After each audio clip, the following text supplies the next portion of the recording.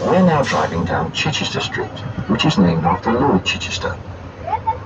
On the left in Arthur Street, you can see one of the old Royal Navy bank buildings, which were built to house all the money sent here to make military purchases, as well as for the ships put in the whole shipyard. Things had to be paid for in cash, or maybe gold, as there was no such thing as bank transfers in those days, so Belfast needed lots of banks. Today, a lot of these lovely buildings have been converted into hotels or pubs, and they have been very successful. Imagine, a pub doing well in Ireland, a mystery.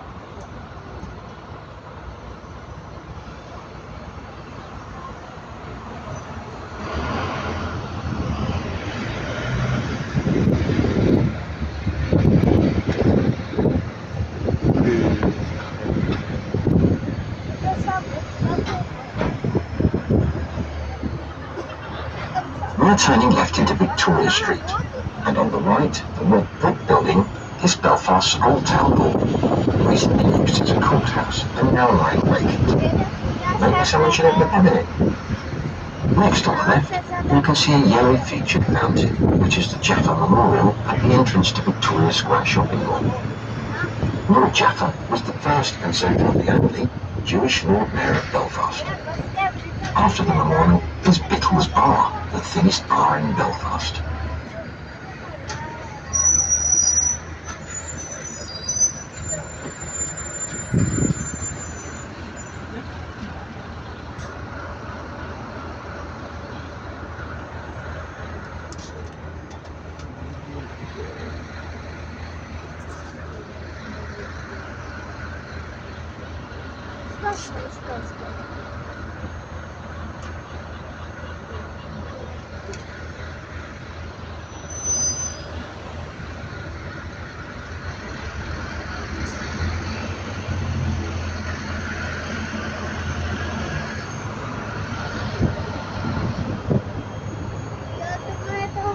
In front of us, we can see the Albert Memorial Clock Tower, known as Belfast's answer to the Leaning Tower of Pisa. The clock tilts to the right and also towards us. The reason for the tilt is because where the clock stands was once where the River Farset ran. The river was diverted and the marshy land was reclaimed, but the clock tower was built on a foundation of wooden beams, which eventually rotted and the clock tilted. Local people will tell you a different story, and that is because this is the area of the old docks of Belfast where the Victorian red light district was. It is said the ladies of the night would lean against the clock waiting for the sailors to arrive, and that this pushed the clock over.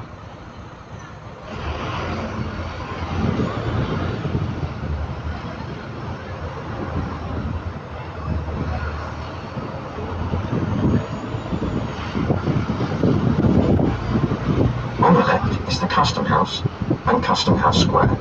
This was a good place to have the customs office, right beside the dock. Here you can also see the Big Fish sculpture, which is made up of hundreds of small tiles. Each tile was made by a different primary school from across Belfast.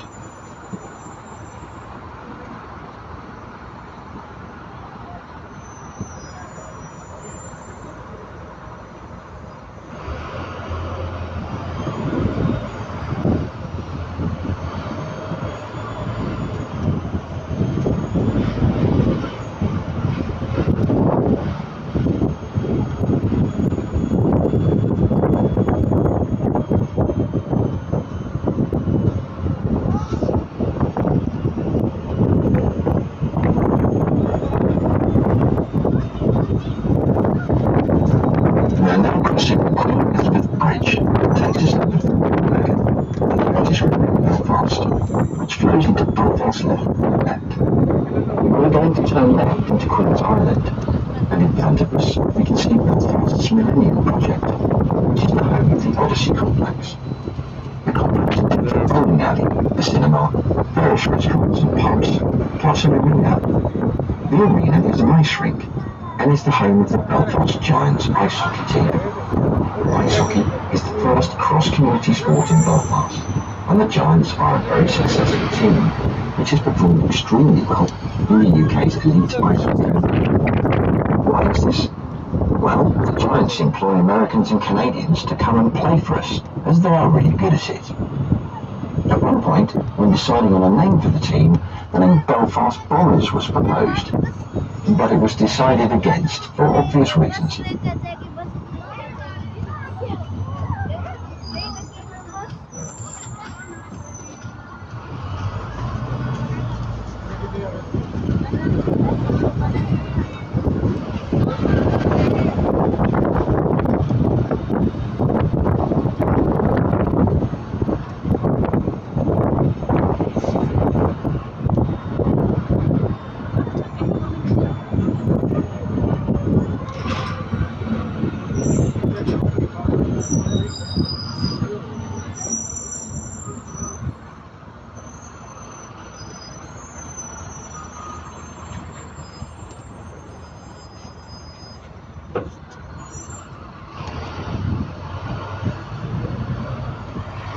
We are now driving to the Titanic Quarter, named after the ill-fated liner the Titanic. The Titanic sank on the 14th of April 1912, but despite this terrible tragedy, with over 1,500 people losing their lives, the people of Belfast are very proud that the Titanic was built here in the shipyard of Harland and Wolff. We have a saying here in Belfast that the Titanic was alright, but it didn't build fast. This whole area was the shipyard of Harland and Wolff until the early 2000s, and redevelopment of what is now the Titanic was started. On the left is the SS Nomadic, the only remaining ship still afloat from the White Star Line. This ship was built to shuttle mail, baggage and passengers to the Titanic and its sister ship, the Olympic, when they were at Cherbourg, as these large ships themselves were too big to dock in the French port. Tours of the Nomadic are available. On the left, the large building in the shape of a star is the Titanic Experience Building, which is a huge tourist attraction. It has a tour explaining everything about the Titanic, from its conception to its tragic sinking on its maiden voyage. The red brick building on the left is the old drawing rooms of the shipyard, which is where the Titanic was designed. Today, this building has been transformed into a hotel named the Titanic Hotel. It's very popular with wedding parties, and, believe it or not, you have to learn to have a few beverages of the Irish way, and maybe even enjoy themselves in it.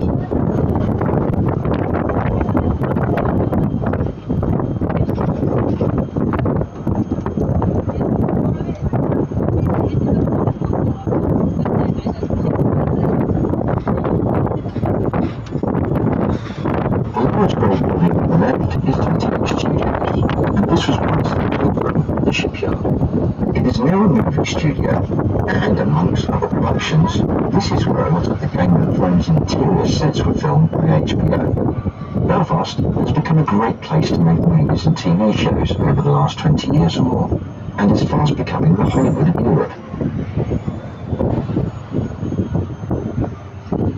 On your left, you will see the HMS Caroline, which is the only still floating warship from the Battle of Jutland in 1916 during the First World War.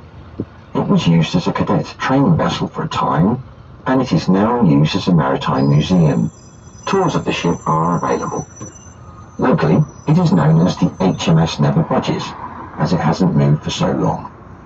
In the distance on the left, you can see a red brick building, which is the pump house, and the Thompson dry dock is below it.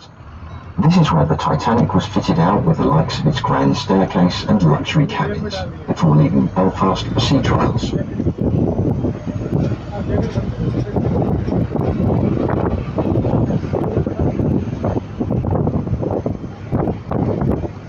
As we turn back towards the city centre, on the left you can see the huge yellow cranes of the shipyard, These were once the largest cranes in the world and are called Samson and Goliath after the biblical characters. They were not used to construct the Titanic, as they were only built here in 1969 and 1972.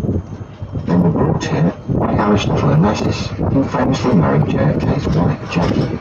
Onassis built the first oil supertankers here in Belfast using these cranes. They have become Belfast's answer to the Eiffel Tower, and Belfast City Council has now designated them structures of architectural or historic interest.